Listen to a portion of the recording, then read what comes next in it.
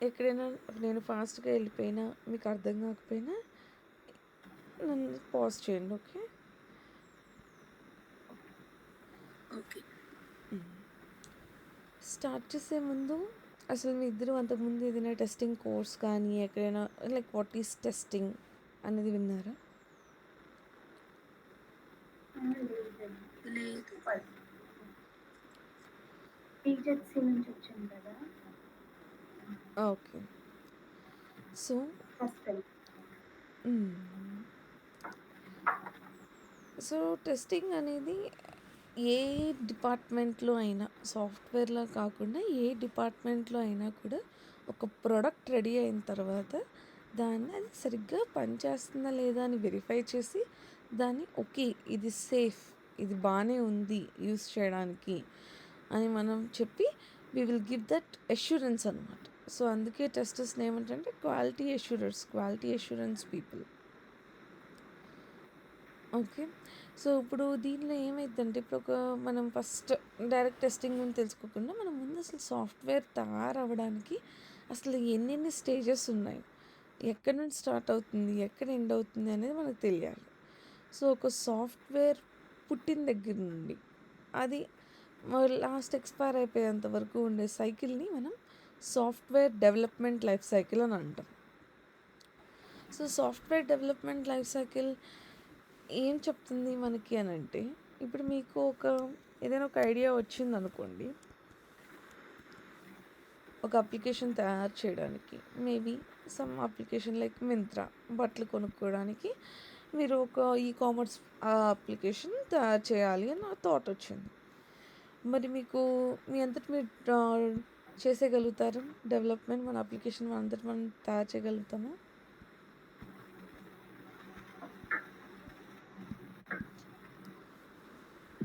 మనకంటూ technical knowledge కావాలి కదా! అదంతా బిల్డ్ చేసి దాన్ని డిప్లాయ్ చేయడానికి. సో, ఇప్పుడు మనకి ఆ నాలెడ్జ్ అంతా లేదు కాబట్టి మనం ఏం చేస్తాము? ఒక సాఫ్ట్‌వేర్ కంపెనీ దగ్గరికి వెళ్ళాలి.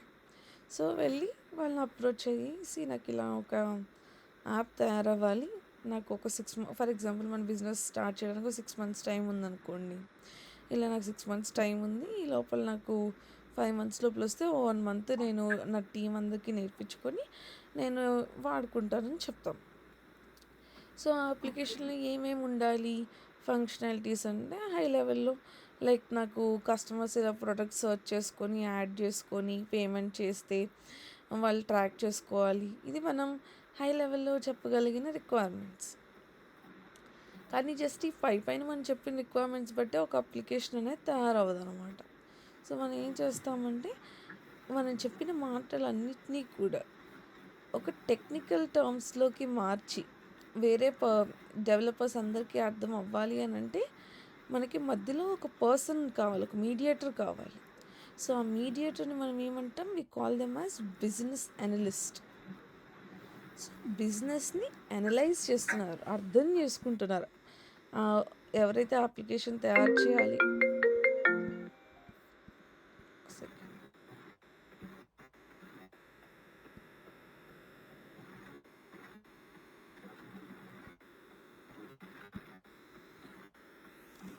ఎవరైతే ఆ అప్లికేషన్ తయారు చేయాలని అనుకుంటున్నారో, వాళ్ళ దగ్గర నుండి వచ్చిన రిక్వైర్మెంట్స్ అన్నిటిని గ్యాదర్ చేస్తున్నాం. ఆర్ సో, ఈ రిక్వైర్మెంట్స్ గ్యాదరింగ్ అనే విషయాన్ని ఎవరు చేస్తారు? బిజినెస్ అనలిస్ట్ గ్యాదర్ చేస్తారు. ఎవరి దగ్గర నుండి గ్యాదర్ చేస్తారు? ఏ పర్సన్‌కైతే ఆ ఐడియా వచ్చిందో ఆ పర్సన్ నుండి కదా!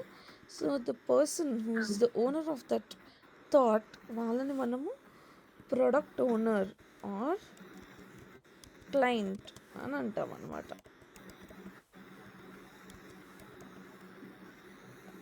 సో, ఈ క్లయింట్ ఏదైతే రిక్వైర్మెంట్స్ అంటే ఇస్తారో హ్మ్. ఎవరైతే తయారు చేస్తారో వాళ్ళని ప్రొడక్ట్ ఓనర్ అని చెప్పేసి అంటాం మనం. హుహు. ఎ తయారు చేసే వాళ్ళని మనం డెవలపర్స్ అని అంటాం. ఎవరైతే తయారు చేశారు. ఎవరికైతే అప్లికేషన్ కావాలి, లైక్ ఎవరిదైతే ఆ ఐడియా వచ్చిందో, ఎవరైతే సాఫ్ట్‌వేర్ కంపెనీ దగ్గరికెళ్ళి నాకు పలానా అప్లికేషన్ కావాలని అడుగుతున్నారో, వాళ్ళని మనం ప్రొడక్ట్ ఓనర్స్ అని అంటాం. సో, ఆ ప్రొడక్ట్ థాట్ ఇప్పుడు మన ఐడియాని మనం ఓన్ చేసుకుంటున్నాము. మనం అది అయిన తర్వాత ప్రొడక్ట్‌ని ఓన్ చేసుకుంటున్నాము. బట్ ముందు థాట్ వచ్చింది మనకే కదా! మనమే కదా సాఫ్ట్‌వేర్ కంపెనీకెళ్ళి అడిగింది. So, we will be the అవును. Product owner. Okay. So, product ఓనర్‌గా నేనిప్పుడు నాకు మింత్రా లాంటి ఒక అప్లికేషన్ కావాలని నేను చెప్తున్నాననుకో, సో, నాకు అందులో నేను హై లెవెల్‌లో నా థాట్, నా ఐడియాస్‌ని చెప్తున్నాను. సో, మనం చెప్పేటప్పుడు ఇమాజిన్ దట్ ఈ ప్రొడక్ట్ ఓనర్ జస్ట్ ఒక నార్మల్ బిజినెస్ పర్సన్. అంతకుముందు ఎప్పుడు ఏ అప్లికేషన్ యొక్క నాలెడ్జ్ లేదు. బట్ జస్ట్ అందరూ సాఫ్ట్‌వేర్ వాడుతున్నారు. వాళ్ళ బిజినెస్‌ని ఎక్స్‌పాండ్ చేసుకోవడానికి.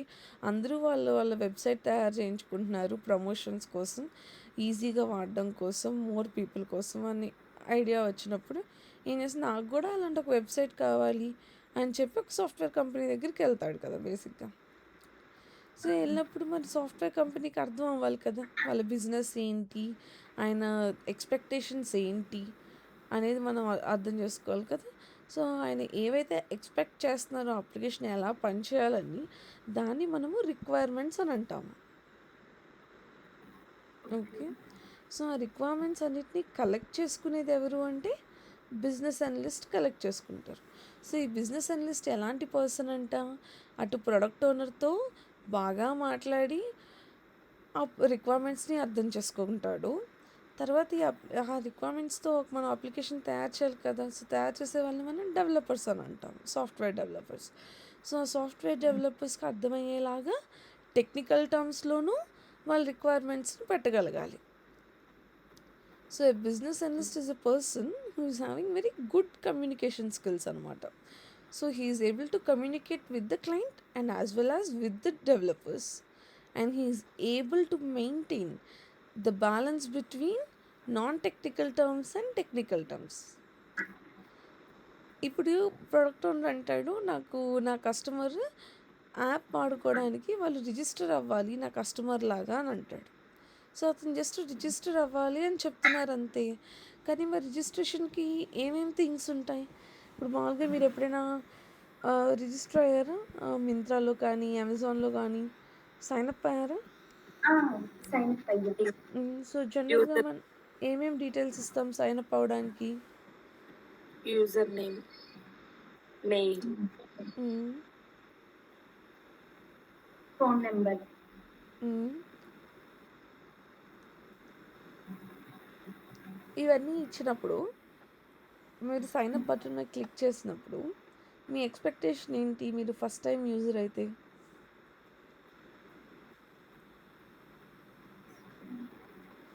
రిజిస్టర్ బటన్ మీద కొట్టగానే మీరు ఏమనుకుంటున్నారు? మీరు ఈ డీటెయిల్స్ అన్ని ఇచ్చిన తర్వాత ఏమవ్వాలని? లాగిన్. లాగిన్ కాదు. అంటే యాప్‌లో ఏమేమి ప్రొడక్ట్స్ ఉంటాయో వాటిని పర్చేస్ చేయడానికి లాగిన్ అవుతాం. రిజిస్టర్ అవుతాం.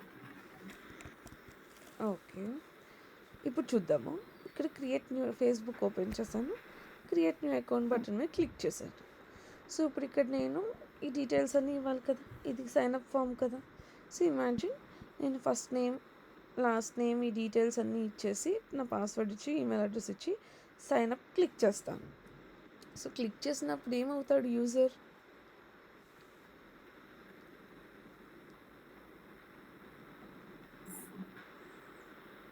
మీరు డైరెక్ట్ సైన్ లాగిన్ అయిపోతారా? లేదు ఓటీపీ అది. సరే ఓటీపీ కూడా ఇచ్చామనుకోండి. ఓటీపీ చూద్దాం.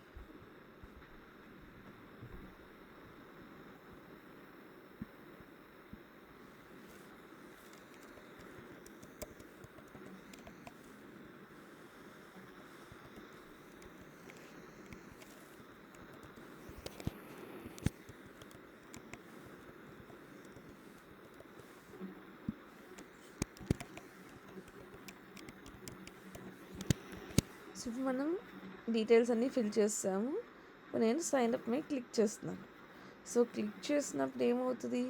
అది వెళ్ళి వెతుకుతుంది. ఇలాంటి పేరుతో ఎవరైనా అప్లికేషన్ ఉందా ఈ ఈమెయిల్ అడ్రస్‌తో అని.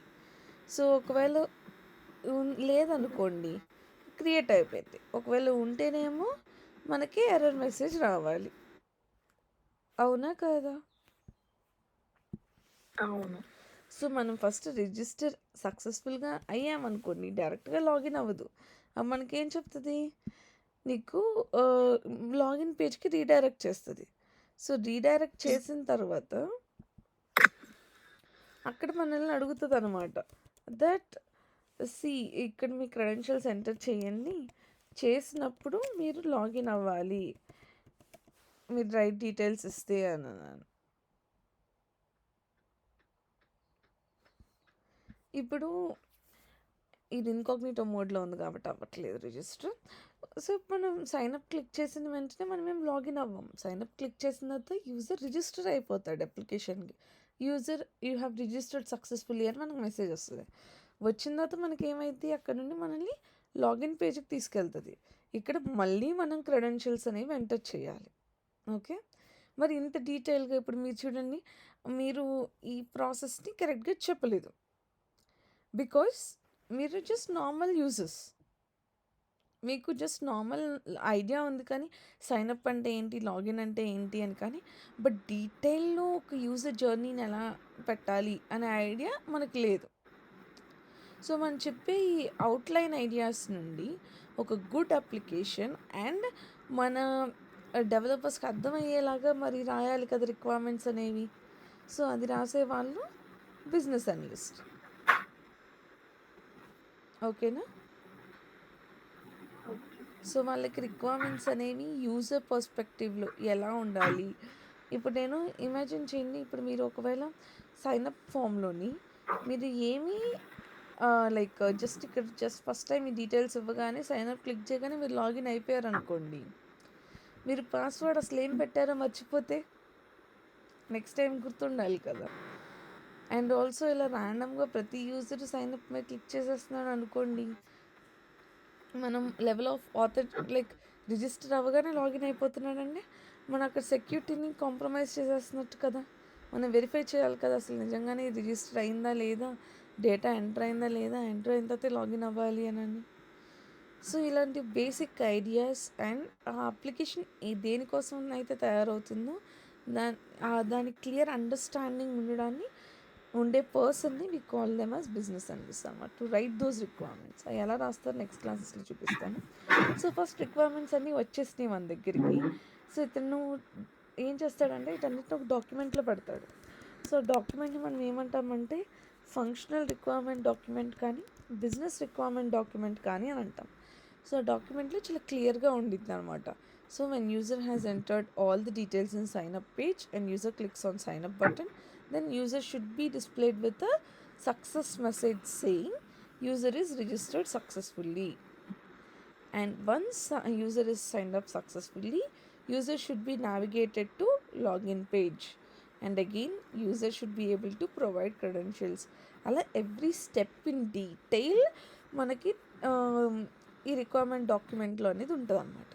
సో డెవలపర్స్ ఏం చేస్తారు, ఈ రిక్వైర్మెంట్ డాక్యుమెంట్ని చదివి అర్థం చేసుకొని దాన్ని బట్టి వాళ్ళు ఆ అప్లికేషన్ని డిజైన్ చేస్తారనమాట, కోడింగ్ రాస్తారు. సో ఇప్పుడు నాకు లాగిన్ పేజ్ కావాలనుకున్నాను అని రాస్తారనుకోండి రిక్వైర్మెంట్. సో లాగిన్ పేజ్కి కోడ్ రాస్తారు, లైక్ యూజర్ నేమ్ రావడానికి, పాస్వర్డ్ రావడానికి, లాగిన్ బటన్ క్లిక్ చేయడానికి. సో అలా ఎవ్రీ రిక్వైర్మెంట్కి మన డెవలపర్స్ కోడింగ్ అనేది కంప్లీట్ చేసిన తర్వాత ఏం చేస్తారు, డైరెక్ట్గా దీన్ని ప్రొడక్షన్లోకి వదిలేరు. బికాస్ ఇప్పుడు ఈ లాగిన్ మా రిక్వైర్మెంట్లోనేమో ఏం చెప్పారంటే ఇక్కడ యూజర్ నేమ్ కరెక్ట్గా ఉండి మన సిస్టంలో ఆల్రెడీ స్టోర్ అయ్యి ఉండి, పాస్వర్డ్ కూడా మన సిస్టంలో స్టోర్ అయ్యి ఉండి, ఈ రెండు కరెక్ట్గా మ్యాచ్ అవుతుంటే అప్పుడే లాగిన్ బటన్ మీద క్లిక్ చేస్తున్నప్పుడు సక్సెస్ అవ్వాలి అని రాశారు మన రిక్వైర్మెంట్లో. బట్ డెవలపర్స్ కోడ్ రాసేటప్పుడు email address and password matching కాకుండా ఈమెయిల్ అడ్రస్ ఆర్ పాస్వర్డ్ ఏదో ఒకటి మన సిస్టంలో స్టోర్ అయి ఉంటే చాలు అని కోడ్ రాస్తాడు అనుకోండి, అది మనం టెస్ట్ చేయకుండా లైవ్లోకి వదిలేసాం అనుకోండి, అప్పుడేమైంది, యూజర్ అనేవాడు వాళ్ళ డీటెయిల్స్ అన్నీ కాంప్రమైజ్ అయిపోయినట్టు, హ్యాకర్స్ చాలా ఈజీగా హ్యాక్ చేసేయచ్చు కదా. ఆర్ ఎల్స్ పాస్వర్డ్ తెలిసిపోయింది వాళ్ళకి. ఇప్పుడు మనం యూజర్ నేమ్ కరెక్ట్గానే ఇచ్చాము, పాస్వర్డ్ కూడా కరెక్ట్గానే ఇచ్చాము, కానీ లాగిన్ బటన్ మీద క్లిక్ చేస్తే యూజర్ లాగిన్ అవ్వలేకపోతున్నాడు. అసలు లాగినే పని చేయనప్పుడు ఇంకా అప్లికేషన్ లోపలికి వెళ్ళిన యూజర్ ఏం చూస్తాడు? సో అప్పుడు మరి బిజినెస్కి చాలా లాస్ కదా.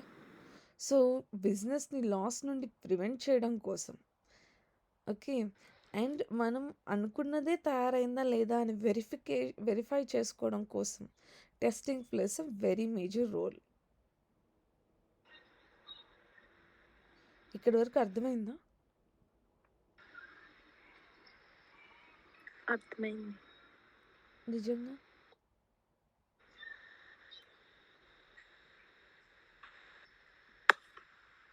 అర్థమైంది. ఓకే. బిజినెస్ అనలిస్ట్ ఎవరు చెప్పండి? అదే రిక్వైర్మెంట్ కాదు. రిక్వైర్మెంట్స్ని గ్యాదర్ చేసుకునే వాళ్ళు. ఓకే. ప్రోడక్ట్ ఓనర్ ఎవరు మరి?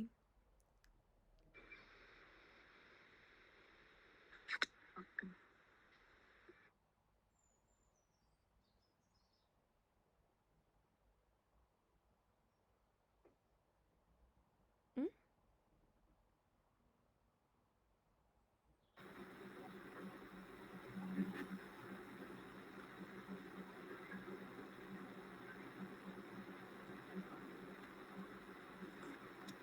ఆ అప్లికేషన్ ఏదైనా క్రియేట్ చేస్తారు కదా, క్రియేట్ చేసే వాళ్ళ? అప్లికేషన్స్ ఐడియాస్ ఇచ్చారు. సో ఎవరైతే owner of that thought, owner of that app idea ఉంటారో వాళ్ళని call them as product owners. మరి అప్లికేషన్ తయారు చేసే వాళ్ళని ఏమంటాము?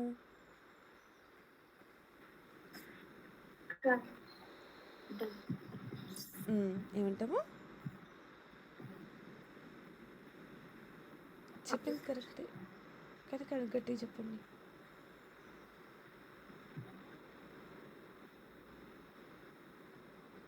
డెవలపర్స్ అంటాము. ఓకే. ఓకే. సో డెవలపర్స్ దేన్ని చూసి వాళ్ళు రిక్వైర్మెంట్ ఈ అప్లికేషన్ తయారు చేస్తారు? ఏ డాక్యుమెంట్ని చదివి వాళ్ళకి అర్థం చేసుకొని తయారు చేస్తారు?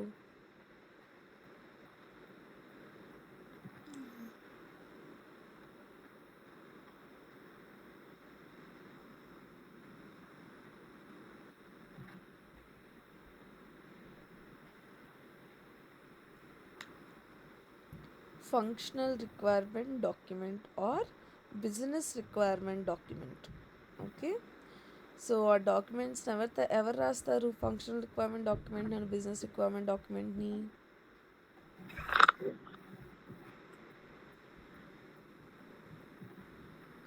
ఎవరు డ్రాఫ్ట్ చేయాలి? క్లయింట్ చెప్పిన రిక్వైర్మెంట్స్ అన్నీ ఓ డాక్యుమెంట్లో ఎవరి రెస్పాన్సిబిలిటీ అది?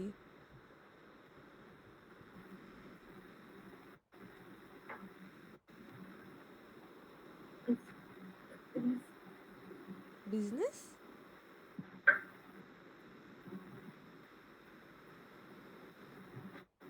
తప్పైనా పర్లేదు, కానీ మనకు అర్థమైందా లేదా అనేది మనకు బేసిక్స్ కదా, ఫస్ట్ కరెక్ట్గా రావాలి. సో తప్పైనా రాంగ్ అయినా పర్లేదు, ఫ్రీగా చెప్పండి, మనమేం ఎవరిని జడ్జ్ చేయట్లేదు కదా. డే 1లోనే మనకు అన్నీ రావు కదా.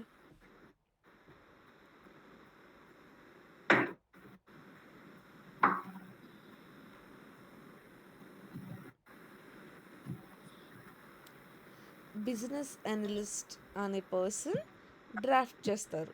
డ్రాఫ్టింగ్ మీన్స్ రైటింగ్, రిక్వైర్మెంట్స్ అన్నిటినీ నోట్ చేసుకుంటున్నారు. సో ఆ డాక్యుమెంట్ని ఏమంటాము? ఆయన రాసే ఆ డాక్యుమెంట్ని, business analyst రాసేదాన్ని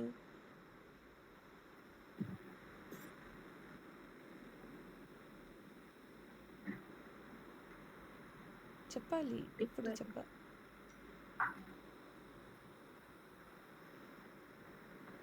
functional requirement document. Okay.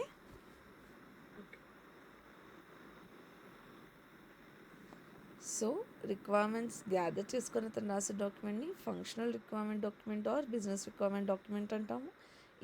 ఈ డాక్యుమెంట్స్ని రాసేవాళ్ళు బిజినెస్ అనలిస్ట్. వీళ్ళు ఎక్కడి నుండి తెచ్చుకుంటున్నారు ఇవన్నీ ఐడియా? రిక్వైర్మెంట్స్ అన్ని ప్రొడక్ట్ ఓనర్ నుండి తెచ్చుకుంటున్నారు. ఓకే. సో ఇప్పుడు రిక్వైర్మెంట్స్ వచ్చేసినాయి. రిక్వైర్మెంట్స్ని చూసి అర్థం చేసుకొని డెవలపర్స్ అలానే ఉండాలని తయారు చేస్తారు. సో తయారు చేసిన తర్వాత మరి అది అలానే పనిచేస్తుందా లేదా అని వెరిఫై చేసే వాళ్ళని ఏమంటాము? వెరిఫై చేసేవాళ్ళని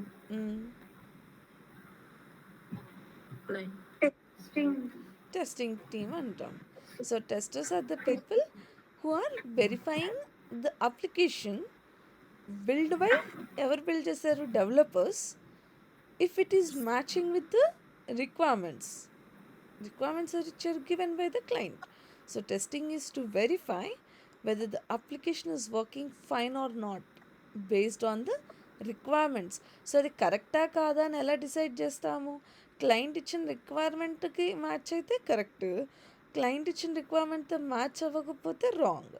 అంటే ఇప్పుడు ఫేస్బుక్కి సింబల్ గ్రీన్ కలర్లో ఉండాలి అని క్లయింట్ చెప్పాడు అనుకోండి, బట్ డెవలపర్స్ బ్లూ కలర్లో పెట్టారనుకోండి. మనం టెస్ట్ చేసేటప్పుడు మనకి గ్రీన్ కనిపిస్తే మనం ఏం చేస్తాము? ఓకే, ఇది బాగానే పనిచేస్తుంది అంటాం. ఒకవేళ అది బ్లూ కలర్లో వచ్చింది అనుకోండి, క్లయింట్ ఏమో గ్రీన్ కలర్ అడుగుతున్నారు. అప్పుడు మనం ఏం చేయాలి?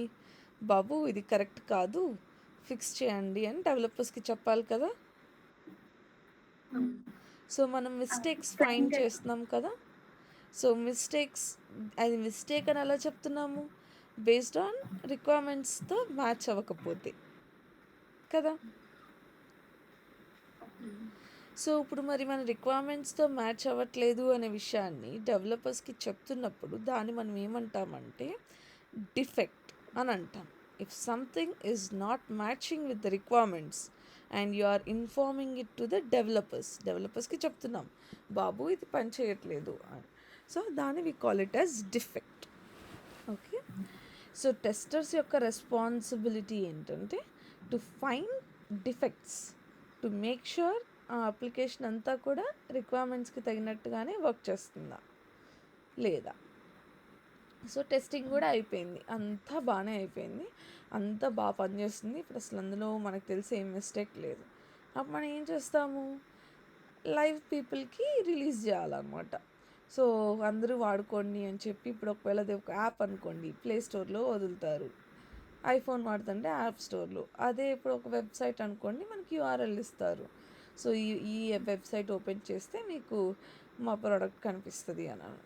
సో అలా అందరికీ వాడుకునేలాగా అవైలబుల్ చేయడాన్ని we call it as deployment. So deployment అంటే లైవ్లో ఉన్న అందరి పీపుల్కి కూడా యూస్ చేసుకునే అవకాశం ఇవ్వడం అనమాట. ఓకే. అండ్ డిప్లాయ్మెంట్ కూడా జరిగిపోయిన తర్వాత అప్డేట్స్ వస్తూ ఉంటాయి కదా. ఇప్పుడు వాట్సాప్లో ప్రతిసారి చూడండి ఏదో కొత్త అప్డేట్స్ వస్తాయి. లైక్ వాయిస్ మెసేజ్ నుండి వీడియో మెసేజ్, ఆర్ఎల్స్ మీకు ఫోటో 1 టైం వ్యూ పెట్టుకోవడం, స్టేటస్కి సాంగ్ యాడ్ చేసుకోవడం. ఇవన్నీ ఏంటి? ఫస్ట్ వాట్సాప్ తయారు చేసినప్పుడు దాని రిక్వైర్మెంట్ ఏంటి? ఇనిషియల్గా వాట్సాప్ వచ్చినప్పుడు చాట్ చేసుకోవడం కోసం మాత్రమే. సో స్లోగా దానిలో ఫంక్షనాలిటీస్ యాడ్ అవుతూ ఉన్నాయి. సో 2 పర్సన్స్ స్టార్ట్ చేసుకునేది కాస్త గ్రూప్ చాట్స్ అయినాయి. తర్వాత స్టేటస్ అని ఒకదాన్ని కనిపెట్టారు. సో స్టేటస్ కూడా అయిపోయిన తర్వాత ఇప్పుడు మనకి స్టేటస్కి సాంగ్స్ పెట్టారు. సో అలా రెగ్యులర్గా ఏదో ఒక అప్డేట్ అనేది మనకి వస్తూ ఉంటుంది అనమాట. సో ఆ అప్డేట్స్ని మనం ఏమంటాము అంటే టెక్నికల్ టర్మ్స్లో we call it as maintenance. Okay. So ఇప్పుడు మనం మాట్లాడుకున్నంత నార్మల్గా చెప్పేసాను కదా. ఇప్పుడు స్టేజ్ వైజ్ చూద్దాము. ఆ stages software development life cycle. So ఇప్పుడు మనకి రిక్వైర్మెంట్స్ వచ్చిన దగ్గర నుండి ఆ మెయింటెనెన్స్ యాక్టివిటీస్ వరకు జరిగే ఇండివిజువల్ స్టేజ్ని మనం సాఫ్ట్వేర్ డెవలప్మెంట్ లైఫ్ సైకిల్ అని అంటాం. సో ఫస్ట్ రిక్వైర్మెంట్స్ వచ్చేసిన తర్వాత, రిక్వైర్మెంట్ గ్యాదరింగ్ జరిగిన తర్వాత, ఇప్పుడు మనం అది బిల్డ్ చేయాలనుకోండి ఆ సాఫ్ట్వేర్ని, మనకు అసలు ఎంతమంది డెవలపర్స్ కావాలి, ఎంతమంది టెస్టర్స్ కావాలి, ఎంత టైం తీసుకుంటుంది అప్లికేషన్ తయారవడానికి, ఎంత కాస్ట్ అవుతుంది. అంటే ఒక యాప్ తయారు చేయడానికి ఎంత కాస్ట్ పడుతది? ఎంతమంది డెవలపర్స్ కావాలి అని చెప్పేసి అంటున్నారా? యాహ్! ఏదైనా ఒకటి. యాప్ తయారు చేయడానికి ఎంతమంది డెవలపర్స్ కావాలి, ఎంతమంది టెస్టర్స్ కావాలి, మన బడ్జెట్ ఎంత, ఈ బడ్జెట్కి ఇంతమంది పీపుల్ని పెట్టుకుంటే ఎంత టైం పడుతుంది, ఇవన్నీ మనం అర్థం చేసుకొని we will be doing that estimation అనమాట. సో మనం ప్లాన్ చేసుకుంటున్నాం బేసిక్గా. సో ప్లానింగ్కి ఎప్పుడైనా సరే 3 ఇంపార్టెంట్ థింగ్స్ మనం కన్సిడర్ చేయాలి. ఒకటి టైం, ఇంకోటి money, 3 resources. Irrespective of any planning that we do, the main 3 things are money, time and resources. Resources అంటే నెంబర్ ఆఫ్ పీపుల్ అనమాట. సో ఆ మూడింటిని మనం ఎస్టిమేట్ చేస్తే దాన్ని మనం ప్లానింగ్ స్టేజ్ అంటాము. సో ప్లానింగ్ స్టేజ్ తర్వాత అనాలిసిస్ స్టేజ్లో ఆ రిక్వైర్మెంట్స్ అన్నిటినీ అర్థం చేసుకొని డెవలపర్స్ డిజైన్ తయారు చేస్తారనమాట. సో డైరెక్ట్గా కోడింగ్ రాసేయరంట డెవలపర్స్. మీరు చిన్నప్పుడు ఎప్పుడైనా ఫ్లో చార్ట్ చూసారా? Flow chart. సో ఫ్లో చార్ట్లో మనకేముండిద్ది? అంటే బయాలజీ వాటిల్లో ఫ్లో చార్ట్ ఎక్కువ చూసేవాళ్ళు, బీజెడ్సీ కదా. సో ఓకే, బయాలజీలో అయినా అంటే సరే ఫ్లో చార్ట్లో ఏమేమి ఉంటుంది? ఒక బటర్ఫ్లై రెడీ అవ్వాలంటే ఒక చిన్న ఎగ్స్ దగ్గర నుంచి అలా స్టేజెస్గా అది బటర్ఫ్లై స్టేజ్ లాస్ట్కి వచ్చేసింది అట్లాగా కదా. So different stages life cycle జరుగుతూ డిఫరెంట్ ఉంటుంది. సో ఈ స్టేజ్లో ఏమవుతుంది అనే detail explanation in pictorial form మనకు వచ్చేది ఫ్లో చార్ట్ కదా. సో డైరెక్ట్గా కోడ్ రాయకుండా మనం ఏం చేస్తామంటే, ఇప్పుడు మీరు చెప్పింది ఏంటి, లైక్ అక్కడ ఫ్లో చార్ట్ కదా. సో సాఫ్ట్వేర్లో ఫ్లో చార్ట్ ఎలా ఉంటుందంట, జస్ట్ ఇమాజిన్ మనం ఒక క్యాలిక్యులేటర్ కనిపెడుతున్నాం, లేకపోతే ఇక్కడ ఏ అడ్వర్టైజ్మెంట్ ఉందో చూద్దాం.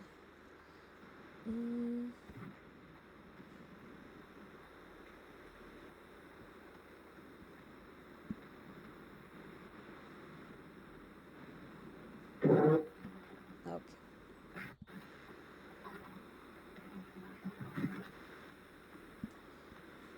సో సాఫ్ట్వేర్లో ఫ్లో చార్ట్ ఇలాంటి షేప్స్లో ఉంటుంది అనమాట.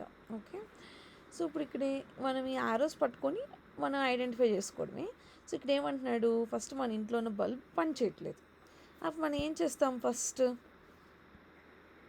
అసలు ప్లగ్లో పెట్టుందా లేదా అనేది చెక్ చేస్తాం. సో ప్లగ్లో పెట్టుందనుకోండి, అప్పుడు మనం ఏం చూస్తాము, బల్బ్ కాలిపోయిందా లేదా అనేది చూస్తాము. ఓకే, కాలిపోలేదనుకోండి, అప్పుడు ల్యాంప్లో ప్రాబ్లం ఉన్నట్టు. ఇది ఒక ల్యాంప్ ఎగ్జాంపుల్ కాబట్టి. సో ల్యాంప్కి ఏముండిద్ది, స్టాండ్ లోపల బల్బ్ ఉండిద్ది కదా. సో ఒకవేళ బల్బ్ కాలిపోలేదు, ల్యాంప్లో ప్లగ్ పెట్టేసే ఉంది అంటే ఇంకేం పాడైపోయినట్టు, ఆ ప్లగ్ ఇన్ అయిన వైరే కదా పాడైపోయినట్టు. సో ల్యాంప్ని రిపేర్ చేయాలి. లేదు, ల్యాంప్ ప్లగ్ ఇన్ చేస్తుంది కానీ ల్యాంప్ ప్లగ్ ఇన్ చేసలేకపోతే మనం ఏం చేయాలి, ప్లగ్ ఇన్ చేయాలి, అప్పుడు పని చేసేస్తుంది. ఒకవేళ ల్యాంప్ ప్లగ్ ఇన్ చేసింది కానీ బల్బు మాడిపోయింది, అప్పుడు మనం ఏం చేయాలి, బల్బును మార్చాలి. సో ఇలా ఈ డైరెక్షన్లో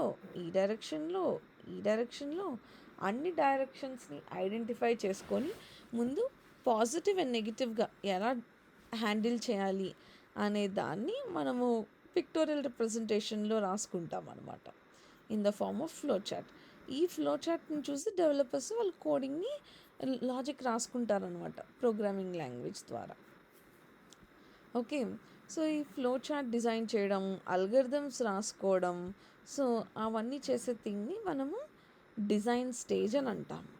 సో డెవలపర్స్ డైరెక్ట్గా కోడ్ చేయకుండా వాళ్ళు ఏం చేస్తారంటే ఫస్ట్ డిజైన్ చేసుకుంటారనమాట లాజిక్ని. సో డిజైన్ చేసుకున్న తర్వాత నెక్స్ట్ మనకున్న స్టేజ్ ఇంప్లిమెంటేషన్. సో ఇంప్లిమెంటేషన్ స్టేజ్లో వాళ్ళు ఈ డిజైన్ బట్టి వాళ్ళు కోడింగ్ అనేది రాస్తారు. సో కోడింగ్ అంతా రాసేసిన తర్వాత మనకు వచ్చే స్టేజ్ టెస్టింగ్. సో మనం వీళ్ళు ఇచ్చిన ఈ అప్లికేషన్ని ఈ రిక్వైర్మెంట్స్తో మ్యాచ్ అవుతుందా లేదా అనే దాన్ని వెరిఫై చేస్తాం. చేసిన తర్వాత ఓకే అంతా బాగానే ఉంది అంటే we will give it for deployment. So deployment జరిగిన తర్వాత మనకేమైద్ది ఇంకేమన్నా చేంజెస్ కావాలి అంటే అప్పుడు మనకి మెయింటెనెన్స్ ఫేజ్‌కి వెళ్తదనమాట. మళ్ళీ సైకిల్ ఏదైనా రిపీట్స్.